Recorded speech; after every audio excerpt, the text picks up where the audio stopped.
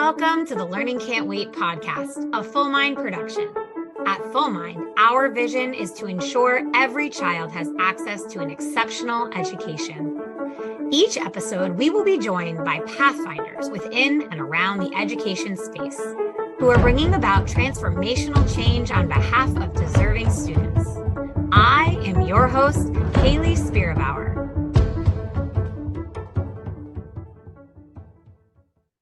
Welcome back, everybody, to the Learning Can't Wait podcast. I am so excited for this panel today. I know for a fact that I am going to learn a lot by interviewing these two incredible guests, and I'm confident that you will as well.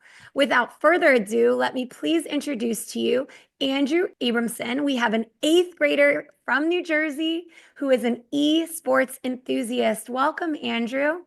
Hi. So glad to have you on the podcast today. So glad to be here. We also have Chris Aviles, the product evangelist for Game Plan and the president of Garden State Esports. Welcome, Chris. Hi, thank you for having me. I think it's important. First of all, I'm so glad to have you both here. I think it's important to disclose that you both know each other. And I'm excited for the guests to hear on this episode how you two know each other. Does that sound good to both of you? Absolutely. Yep. All right, amazing. Chris, I'm going to start with you. Can you tell our guests, how did you come to be the professional and personal version of yourself? Yeah, my story kind of starts back when I started teaching in 2002. And what got me to kind of where I am today is that I noticed that my connection with kids when it came to being a teacher was often in and around video games, whether it was using video games as a teacher or just talking to them about what they were playing. As somebody who grew up playing games as well as traditional sports, it was a great way for me to connect with kids. And so following that passion for gaming that I had and my students had, I first started, gamifying my classroom and doing some other fun stuff. I actually, taught my full English course as a high school English teacher using video games. But where I am today, no longer a classroom teacher. I left about 6 months ago. And that was to run the esports league I started full-time during the pandemic. As a way to help kids stay connected to each other in their school when everything else was canceled, I invited some other teachers who had video game clubs to participate, in kind of our pen and paper esports league. And I'm excited. I mean, almost 6 years later, the league has grown to be the largest in the country. We have almost half the schools in New Jersey in our league. And then as a top end to the program, I started a college league last year that now has 20 colleges in it as well. So for me, the intersection of education and gaming and esports is something I'm really passionate about. And that's actually how I met Evan's father. Evan's father is another very talented educator, ed tech evangelist, kind of like myself. And it just so happens that he has a son, this wonderful young man, Andrew, that I've gotten to know over the last couple of years, who is as passionate about esports as I am. And so I'm excited to share the floor with him because he will lend the most important voice to this conversation, and that's to a student in 2024 and why we need to make the changes to our education system to meet the needs of these kids. Ooh, Chris, so many good points in that introduction. Thank you so much for sharing both your story to esports and your connection to Andrew. Can you just give a literacy moment here for our guests who don't know what esports are? What are esports? Yeah, so traditionally esports is competitive gaming where, instead of playing on a soccer field, they meet on a virtual field and they compete, whether it's games like Rocket League, games like League of Legends or Overwatch. But specific to this conversation, esports is the newest after-school sport that we have added to education, probably since I think 2006 when lacrosse came around.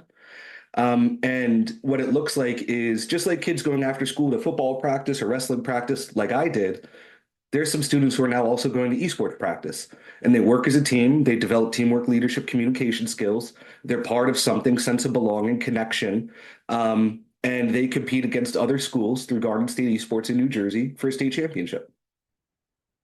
Incredible. Thank you for just giving us that literacy moment there. Folks who, like me, when I met Evan 2 weeks ago, really had no idea that this existed. And I'll get into that in a little bit because I have this really unique perspective as being a teacher. I'm an operator of an ed tech company now, but I'm also a mom of two boys who love video games. We'll touch on that a little bit later.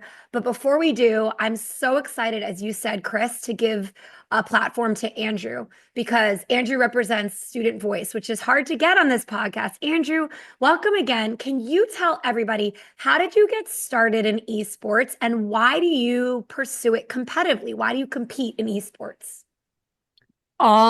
So I got started in esports back in 2020 during the pandemic when my dad introduced me to Rocket League, and I played that a little bit, but I found Fortnite, which I used to actually play competitively, and I would play the majority of the tournaments um with my friends, with myself. And I pursue like these esports because I like the enjoyment what you get once you finish it, and you can get rewards and everything, and it overall just brings people closer together. So yeah. I imagine during the pandemic, when everybody was at home, playing esports allowed you to connect with your peers. Is that a true statement, Andrew? Yeah, it is. It even brought us like a lot closer. So mhm. Andrew, one more question for you. Just tying this back a little bit to school, Chris mentioned in his introduction that he used video games as part of his English teaching curriculum. Do you have any cool teachers like Chris who also use video games in school during the school day? So in my school we have a gaming club, which is after school, but some of the teachers, like last year, they use real world examples by finding it in video games. Like in history class, we were learning about different parts of history in the 1700s, and the teacher, he found Assassin's Creed, and he actually showed us examples of him playing it and how it connected to the story that we were learning about. Nice. I like it. It sounds so engaging. And Chris, I'm going to flip it back to you for a second.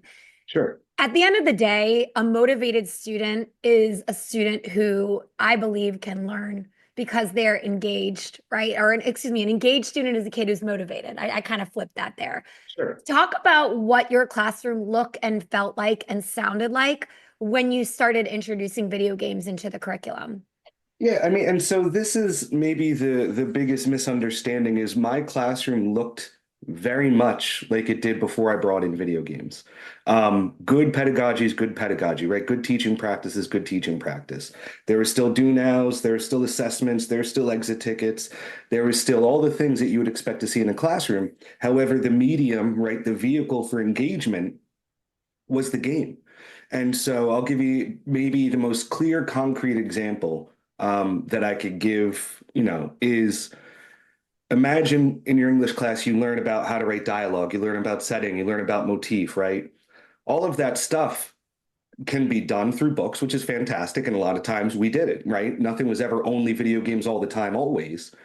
But right throughout the course, kids actually design their own video game, right, using Unreal Engine. And if they were going to make a zombie style game, a horror game or something like that, well, what is the setting? What is the motif? How are you conveying that to me visually? Through the audio, so it's understanding that we can teach really anything that we want, right, through a variety of different means.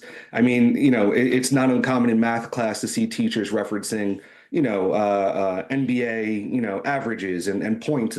So whatever context you want to put the learning into, right, you're still going to be teaching them the same stuff. So my kids learned everything else that you would learn in traditional English class. We've just leveled up, we'll say, the way that we are, teaching, the way that we're engaging kids. And that for a lot of kids is gaming. You look at the stats, they're ridiculous, right? Especially after the pandemic, more kids are gaming than ever before. So beyond bringing it into the classroom and using it as a teaching tool, it also presents a unique opportunity to build up a digital culture that undoes some of the things that we see in the news all the time. Because until we break the stigma of gaming and gamers, right? And what better way than to put it in front, with a trusted adult in a school setting where we can educate around it. Um, you know, that was kind of what the classroom looked like. It just was an English teacher, and we were doing books. Sometimes we were doing games. Sometimes we did both. Sounds like an incredible learning environment and really has fostered what I think you're now doing that you said you started building 6 years ago. Tell us all a little bit about what you are doing at Garden State Esports and how that connects to the in-school learning that, you may not be in every single day of the week anymore, Mhm. but has a tie back. Yeah, so when we think about esports, and let's look at it from an after-school perspective, right? I mean, beyond the science being there, I feel like very few people would argue that after-school extracurriculars, whether they're sports or clubs, they have educational value, right? Especially when you connect a kid to their school, you connect a kid to their peers, they're more likely to show up, they're more likely to be involved, they're more likely to behave, they're more likely to make sure that they do what they need to do to be able to be involved in the things that they like after school, right? And so esports, probably why we're getting such massive adoption in New Jersey is we have made this exactly like any other after school sport, right? So you go to practice at the same time basketball's going to practice. Your matches, right, one day a week start at 3:30 at the same time, the tennis match is starting. So number one, to wrap your head around this, instead of competing, on a wrestling mat like I did, kids like Andrew are competing in Fortnite or they're competing in Rocket League. And there's just as much strategy and value, right, in it as any other sport. And so when we talk about social emotional learning, right, the social emotional benefits of esports are the exact same as traditional sports. Now, the exciting part is I have 12,000 kids in the league like Andrew, right? More than half of them have never done anything at their school but esports.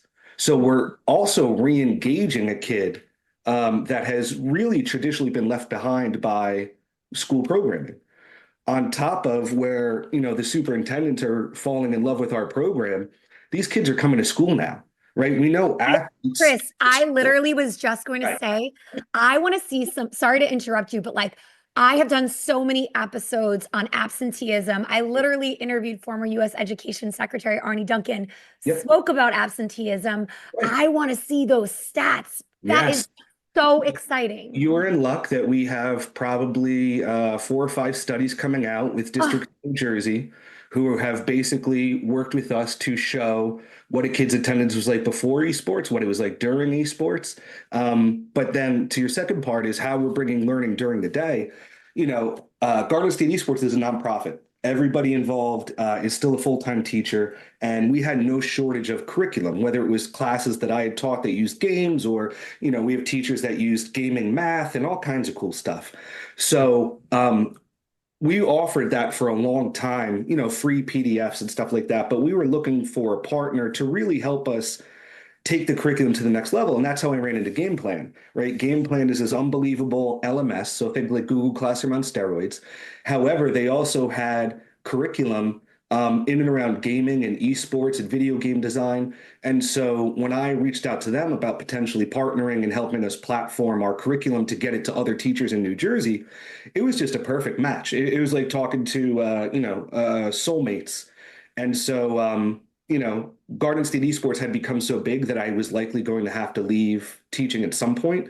With partnering a Game Plan, I now have basically the best job in the world where half the time I'm working on Garden State Esports and doing, stuff in New Jersey. And then through Game Plan, we take esports and gaming, game-based learning, a lot of really exciting stuff in the AV tech communications cluster, like broadcasting, production, streaming, interactive media, video game design. We get to deliver that internationally to hundreds of schools around the country. So my full-time job is teaching teachers how to use games to make kids better. So it really is a dream job. Andrew, quick yes or no question. Do you want Chris's job one day? 100%.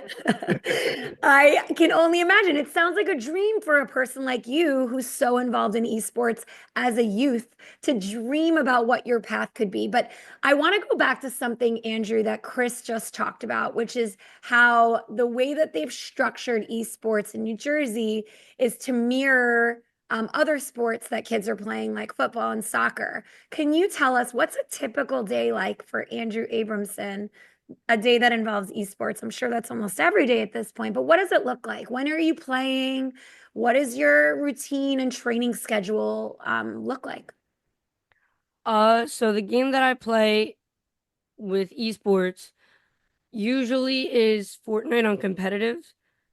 So I usually play the tournaments around 8 to 11 p.m.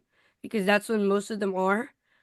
So once I get home from school, I hop on Fortnite to practice for the tournament later, and I play with some friends, try to work on my teamwork skills with them, and just try to help us get stronger together so that we can crush our competition. Pressure, Can competition. can I point something out real quick? Yes. So there is a big difference between what we do at Garden State Esports and what Andrew is doing. Andrew is what we call on the pathway to pro, right? Andrew's school is not a school that has adopted esports as part of the educational experience. So he Mm, doesn't have an opportunity to participate until he goes home at sure. 9 o'clock at night. And so I always like to point out that talented kids like Andrew exist in every school, not just in New Jersey, but everywhere.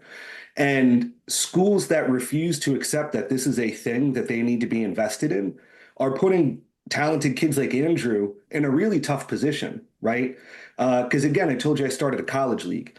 There's 42 colleges and universities in New Jersey, 36 of them have esports programs. Hmm. Imagine a kid like Andrew who is going to go chase down a college scholarship. And he doesn't have that same resume because his school doesn't have varsity level esports, right? Right. When he gets into high school. Versus if I, took an unbelievable program in the state, let's say like Barnegat High School. A kid's resume who they're a 4-year varsity letter winner, captain of their varsity esports team, and Garden State Esports state champion, where they defeated, 80 other schools. You can imagine whose resume, right, is going to be more appealing to colleges. Mm, So what's amazing about Andrew is he is forging his own path because a path has not been forged, with him through his school. Um, and so it's one of those things is in a way, it's tough for a kid like Andrew to be up 8, 9, 10, 11 o'clock at night competing well, in a yeah, tournament. that's my question. Right. Where Next our matches are question. at 3:30, they're done by Sure. 4:30, 5 o'clock, and he's home to eat dinner and do his homework and get to bed at a reasonable time. Right. So that's one of the things that I stress is kids are going to do this anyway, right? Sure. We tell you that half the kids in the league, again, don't do anything at their school. They just go home and play video games. We're doing these kids a disservice by not providing these opportunities as part of their scholastic experience because they have just as much value as any other traditional sport. So, when you hear the amazing thing Andrew is doing, I can't help but feel upset that his school has not put him in a position, right, to be, to reach his full potential. Because Andrew will tell you, a few years ago, Booga, 16 years old from Pennsylvania, won the Fortnite World Cup and he took home $6 million as a 16-year-old. Oh my gosh. So it's not unheard of for kids Andrew's age, sometimes younger, to be able to compete at a professional level. It's actually more common to go pro and then go to college than it is to actually go to college and then go pro. Wow.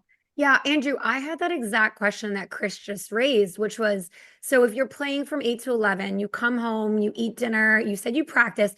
Are you doing homework before that? Yeah, so usually I do my homework before, but if I have loads and loads of homework and I know that I have a really big tournament later, sometimes in between matches, I'll do it, but I get most of it done before the tournament. And I know this sounds maybe silly because I'm new to esports, but I think you also have like a specific eating and drinking regimen that you have to like really follow. Your dad was telling me a bit about this when I met him at Ed Tech Week. Can you share with our listeners, like when you're participating in a tournament, what do you have to do with your diet and your sleep habits to make sure that you maximize your performance? So, your sleep habits, you want to make sure that you're not waking up so extremely early that you're so tired that you fall asleep before the tournaments and you won't be able to compete in them. Mm. So you want to wake up usually around pretty late in the morning just so that you have your sleep in and then you can go perform at your highest level. For diets, you want to make sure that you're eating healthy just so that you can think the way that you would be able to at your highest level and that you wouldn't just be in and out of the bathroom the entire tournament. Right. Yeah. Then you can't compete. And it's funny because the reason why I asked this question is, again, there's probably a lot of listeners that like me are not as familiar. Their state doesn't have like an opportunity to build out what Chris is building right now. And you might think like, oh, video games, they're just sitting at a desk, but it actually is a super physical task. You're using a ton of mental energy and capacity, as Chris named, to strategize. So if you don't eat properly, you lose the stamina to be successful. Does that sound right to you, Andrew? Yeah. Yeah. Chris, can you add on to that a little bit? Like, Yeah. again, I want you to now think about me, like the parent whose kids love video games, Right. who may not be as enamored with the idea of my kids playing video games. Like, talk us through some of what you talk about with parents. I know you do this as part of your job to help Absolutely. folks like me understand the value. And side note, my 5-year-old is dressing up as Link for Halloween All on right. the 31st. Like, my boys are Zelda obsessed. Yes. So talk Wonderful. us through this for folks like me who are not gamers, Right. who do not compete in esports. I want you to just paint a picture if you could, please. Yeah. And so obviously I can only speak to my organization. There's for-profit companies out there and stuff like that who are more interested about monetizing off of kids in schools, right, than they are doing the right thing. But as a nonprofit, run by teachers, our bottom line is always the kids and students. And Mm. so another reason I think that we're having such success is I actually started to try to bring esports to my school since 2011. And it took 7 years to finally get a yes. And every time Wow. I got shot down by a board of ed or by a super, by the principal, for whatever reason, I would go back and I would write another unit about it for the curriculum that we had shared and eventually platformed on Game Plan, right? Um, and to your point, that is a big part of, I think, the misconception about esports. To be a high level athlete like Andrew, you have to compete at a high level like any other sport. And it may be hard to believe, but both in the curriculum that we have and we use in our 300 plus schools, diet, sleep, and exercise, right, is the performance triad. That affects how you perform. It doesn't matter if it's esports, it doesn't matter if it's academics, it doesn't matter if it's traditional sports, right? Those three things have a big effect on your performance. And so, what parents love about what we do is we talk about diet, sleep, and exercise. We work it into our practice programs. So we say things like, no sodas, no monsters in our practices, water only. We talk about how you should be unplugging and disconnecting from your devices a couple hours before bed because the blue light messes with your ability to go to sleep. You should be getting 8 hours of sleep a day. We talk about exercise. So it's funny, a lot of people are surprised. Again, I've wrestled my entire life, including coach varsity wrestling for almost 20 years. In the same way that I take my wrestlers, obviously we exercise during practice, but then when we go to the weight room, I do the same thing for my esports kids. We start every practice with stretching and mindfulness, goal setting, what we're going to accomplish in this practice. A couple days a week, I take my kids to the weight room, right? And what was cool though is, again, because they're in a safe place, they were more willing to go and learn. And we started with body weight exercises, but then inevitably I would have a bunch of kids who would actually realize they like to lift weights and they would continue lifting, but they never felt comfortable. They were always a little bit nervous. But now that they're part of a team and we're doing it together, right, they're a lot more likely to give this kind of stuff a try. So there's a huge diet, sleep, and exercise component.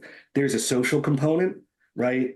We're dismantling toxicity, and making sure racism, homophobia, and misogyny are stomped out in our communities by making sure that we raise kids like Andrew to understand that that's not an acceptable way to act online, even if nobody's watching, even if you're not going to get caught.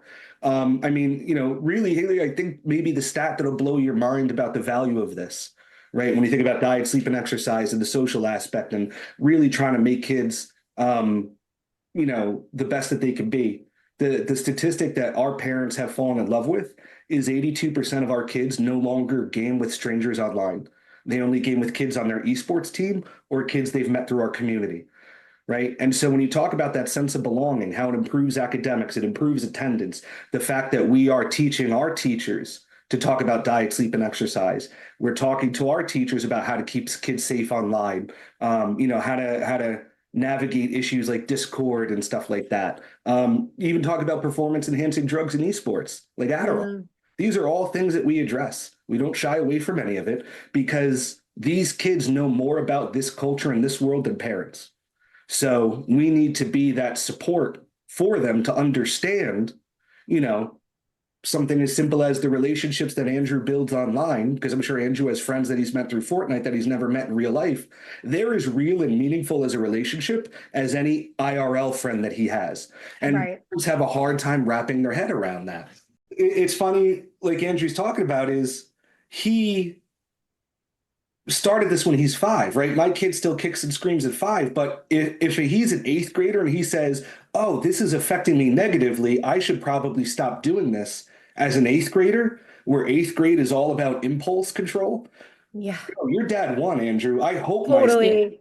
I hope So my son has that. And Hayley, so Andrew reminds me actually of, and I do it so often, I don't even realize that I do it. My biggest tip for you is transition time as a parent. You can't turn around. And I'll be honest, like my wife does it to me sometimes when I game and I get upset. She's like, oh, I need you to do this right now. I'm like, babe, I'm killing zombies. Like the zombies aren't going to wait. There's no pause. There's no save.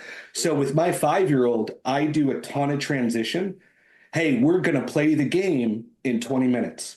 And as soon as we start playing, hey, we're going to play for a half hour. Hey, buddy, we're going to wrap it up in about 10 minutes. Hey, we're going to wrap it up in about 5 minutes. Hey, buddy, this is the last thing that we're going to do. So if you want to save, you got to go save now. So the transition was a big thing, is because I found my kid's biggest explosions where I expected him to stop playing immediately, yeah, and that doesn't work. and it doesn't work. You know what else I'm hearing here that I feel like I can adapt that Andrew said? So I'm going to back us up. I asked the question, how do I get my kid to stop? My kids love open-ended video games. It's really hard for them to stop playing. Andrew, you said something really important too. So I'm big on transition. I'm an elementary educator. Got it. And Andrew said something. I think I need to learn the language of each game, because Andrew just said like, oh, I have a checkpoint. If I say to my kid, hey, Owen's the 8-year-old, Owen, when's your next checkpoint? Get to the checkpoint and then stop. Instead of like just some time, because time doesn't mean anything when you're in an open-ended game necessarily. Maybe I just need to learn the language of whatever specific game, like Luigi's Mansion 3 has open-ended, like, oh, and get the next, I forget what it is, like get the next ghost and then stop. If I can learn the language of the game and use it with him, then I'm like speaking, you like gave me a really good tip there, because I think I just like want him to stop when it's time, but it's not time. He doesn't want to lose everything, right? Like, Yeah, I mean, and I think that makes sense too. Is like when we do parent nights through Garden State Esports, like that's a big thing that we get parents to understand, right? And most parents, for whatever reason, have not actually sat down and played the game. Yeah. or watched games or watched their kid play.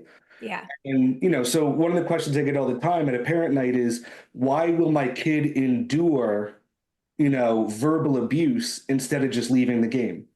And I'll quiz Andrew real quick. Andrew, if you're playing an esports game and you voluntarily leave a game too many times, what happens to you? You get banned. You literally get banned from the game. What? Yeah. Parents, and then you just can't play it for either a certain amount of time or indefinitely, which has happened to me before. I mean, which also happens in regular sports. I was just at soccer practice last night and I overheard some parents of older kids saying, oh, if you miss a certain number of games, they won't play you. They'll take you off the team. And I'm like, we have a wedding this weekend. My kid's only 8. Are they going to kick him off the team? Like, same thing. Yeah. It's very translatable. But think about it this way, right? So if we're playing Overwatch or we're playing, a game like Valorant or something like that, and a kid is being the victim of verbal abuse from his teammates, because the only people he can hear are people on his team. So it's his own team who's abusing him. He has 3 choices. Number 1, leave the game. But like Andrew just told you, if you leave Right. the game voluntarily, you get a 15-minute timeout, then a 30-minute timeout, and then eventually a ban from the entire season. Now the kid has to say, okay, I either need to endure this verbal abuse or I can leave. But if I leave, I can't play my favorite game potentially for 3, 4, 5 months. The other thing I could do is I can mute the person. But if it's a game that involves teamwork and I mute my team, I'm going to lose. And everybody Right. knows, right, Andrew? Losing sucks. So now Yeah. this took all the fun out of the game because I can't communicate because I muted my team so I don't have to listen to that person. So that's a big thing that parents don't understand is the kid, nobody wants to endure the verbal abuse, but it's either leave the game, potentially get a ban, mute the team, lose because you can't communicate, or you sit there and take it and you communicate with the other 4 people on your team who aren't being terrible people. And then a lot of people are also surprised to hear that their kid goes back at, right, the people yelling at them. But when you're enduring that abuse for so long and you have no choice but to sit there and listen to it, it's only natural at some point you lash out. Right. Fact, Back. is that right? Yeah. Dad, what were you going to say? Back we were talking about earlier with the like understanding the language for the parents and how they should watch it to understand. My mom still to this day is like, just get off, you have to go upstairs. But my dad, he used to be like that, and then now he spoke to my mom after watching me because he was like, you have 1 minute, get upstairs right now, or else you're not going to play for the rest of the month or the week. And so I'm like, can I just finish this match or this checkpoint? And originally he didn't understand me, but then I sat him down to come watch, and he ended up explaining it to my mom. And now they're like, all right, just finish whatever you're doing and then come upstairs before a certain time. Yeah. And Cool. then, Well, you helped educate your parents too. That's pretty awesome. Like that self-advocacy is another skill that you are learning through esports that is really valuable in life. And side note, because this is going to come out with the episode, it's the episode that we just recorded, but Evan did an episode on the podcast that I believe is Yeah. being released last week. So by the time you're listening to this episode, Evan just did an episode and talked a little bit about how he's engaged in esports in his school and how important that has been for helping kids on the autism spectrum get engaged in an activity that otherwise they may not have had access to, which is also really awesome. Andrew, I have a question for you. Where is this going for you? Like what's the future, your future in esports? I heard Chris mention pro. Like what does that mean to you as a kid who's involved in esports right now? What are your hopes and dreams? So some of my hopes and dreams, obviously to win a bunch of money from it, maybe even make it a successful job. But some of my hopeful dreams are just to build the skills that I can use in video games and actually be able to use them in real life to then make me become more successful in real life. How cool is that from the mouth of kids? Like, Andrew, what you're saying is so incredibly powerful. That's honestly, I think every teacher and parent's hope and dream for their kid is to say, I want to build skills in X that help me in my life. Your parents, your family must be so proud, Andrew. they are. His father says such nice things about him all the time. I listen, that's why we're here today having this podcast is because Evan was bragging on you, Andrew, just talking about how accomplished you are and how proud he is of everything you're doing, the teamwork, the strategy, and how it's really shaped you as a kid. It's very cool to hear. Chris, I feel really grateful that you and Andrew are both here today and to talk about this. Can you talk about what you have as hopes and dreams for the esports community, maybe in New Jersey and beyond in the next 5, 10 years, given how quickly this field is evolving? Yeah, I mean, it's interesting listening to Andrew and thinking about my own coaching experiences. I've been very lucky that I have kids who have gone pro.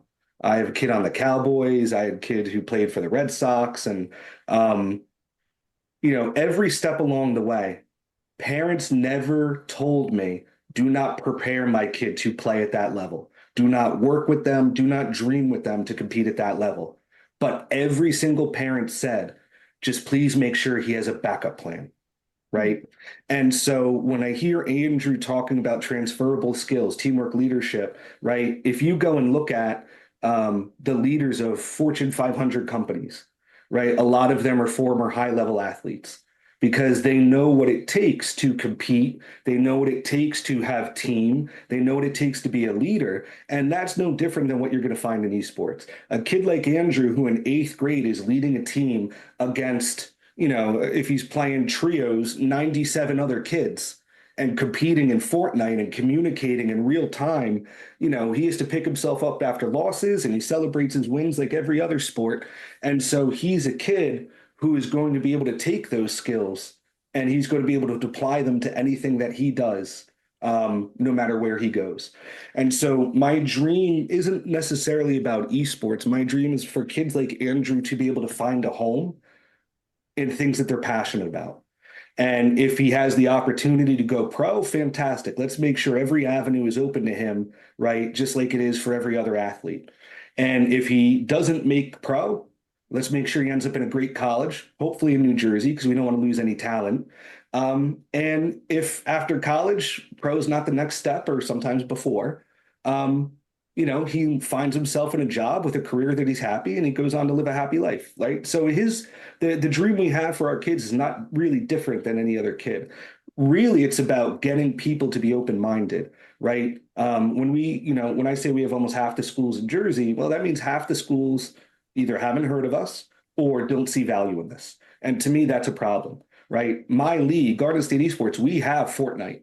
And the fact that a kid like Andrew is not competing in our league in the game that he specializes in, that's a real problem for me. Right.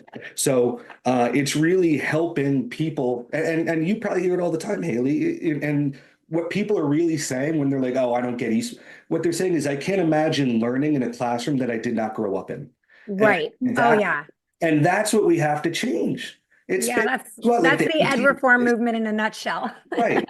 Like, well, that doesn't make sense because I Yeah. wasn't taught I that. didn't do that. Yep, that Right. wasn't my Or education. listen, I had to sit there and I had to read books I hated and I had to do worksheets and I was bored out of my mind. You know what? I want my kid to have to go suffer through that. Yeah, Instead of saying, like, oh, we want the next generation to be more engaged and more excited. totally. Um, And to make learning real for them and to make it meaningful and Exactly. And that's my excitement with my opportunity to continue to work with Game Plan is this is a type of learning and a vehicle for engagement, right, that is not only applicable after school.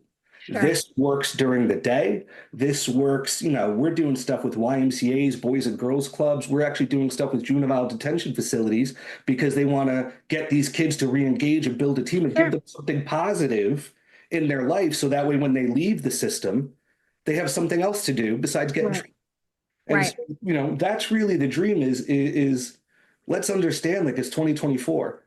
If nothing else, these kids got cell phones in their pockets that, sorry, Andrew, they don't know how to be bored. So if we Yeah. don't adopt and adapt and try to reach them where they are, right? And we say that all the time as teachers, oh, we got to reach them where they are. Well, sometimes that means teaching dialogue through video games. Sometimes that means instead of doing public speaking where kids want to curl up and die when it comes to giving a speech in front of their class, you know what I do? My kids live stream to Twitch for an hour. That's their public speaking. Right. And I'm I sure you love it. talk to kids like Andrew. Andrew, you'd rather live stream to Twitch, dude, or would you rather do a speech in front of your class? I would rather live stream Twitch. Same exact skills. Right. Why not? I love this. I am feeling extremely inspired from this conversation. But I am gonna get us to our final questions here because what I know to be true is that powerful storytelling, like on a podcast, and powerful engagement with audiences can leave a really big impression. So, Andrew, I'm gonna ask you your final question. What advice would you give a student who wants to get into esports? So some advice that I'd give a student if they want to get in it is that even if you lose a bunch of times, that you should keep going because eventually you will get better and learn from it.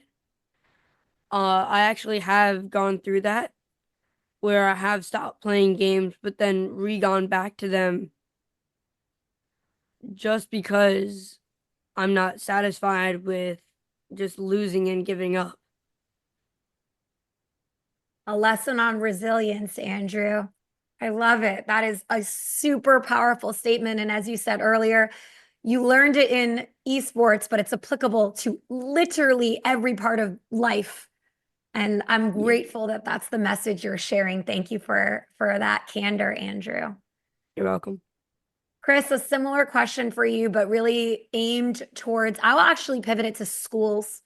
What advice would you give schools who are interested, maybe not in New Jersey, in getting involved in esports programs and building them out? How would you tell them to get started? Yeah, I mean, it's not as hard as people think it is, right? Number one, model it after every after school sport that you have. When you practice, have practice. When you have games, have games. If you don't have, schools to compete against, go ask them, right? Go find video game clubs to compete against. Compete within your own school for a while. When it comes to equipment, which, people reach out and they say, oh, how do we start esports programs? And a lot of times, they want to talk about the technology and the money they have to spend. And as always, technology, is the last. It's what you do with it that matters. It's, technology is the tool, the game is the tool. So I always start with, well, what is your learning goals of your school district? How are you going to use this to increase attendance and increase engagement? And how are you going to use this to give kids a home that didn't have a home before? That doesn't have to cost a lot of money. Right? A lot of schools in New Jersey get started for $0 because the teacher or the kids, they bring in their Nintendo Switch.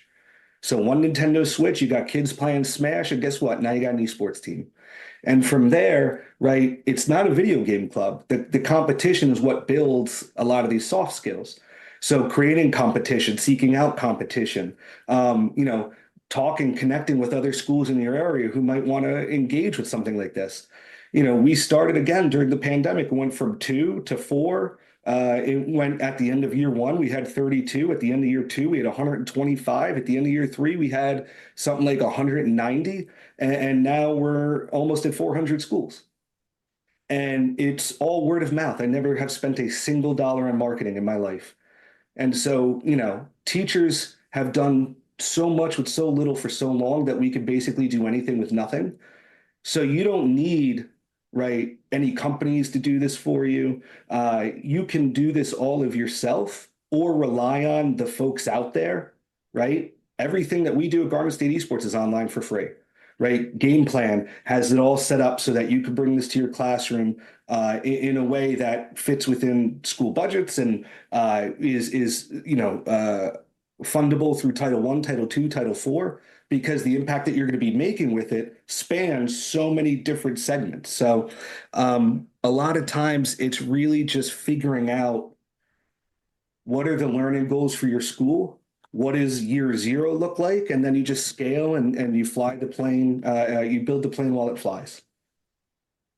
Awesome. I really appreciate that level of practicality, Chris, in your response, because a lot of school leaders, principals, superintendents listen to this podcast.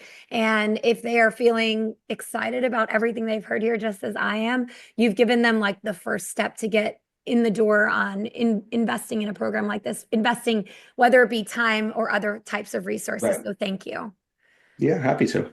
Chris and Andrew, this has been so fun. The time has flown so quickly. Thank you so much, both of you, for coming on the podcast, talking about esports and talking about your experience in really a field that is just rapidly evolving and growing. Thank you for having us. Yep. Thank you for everybody who tuned in today. Thanks for listening to the Learning Can't Wait podcast. If you like what you heard, please rate, review, and share this episode. Be the first to know when we have a new episode by subscribing wherever you listen to podcasts. If you'd like to be a guest on the show or have a suggestion for an episode, email us at podcast@fullmindlearning.com.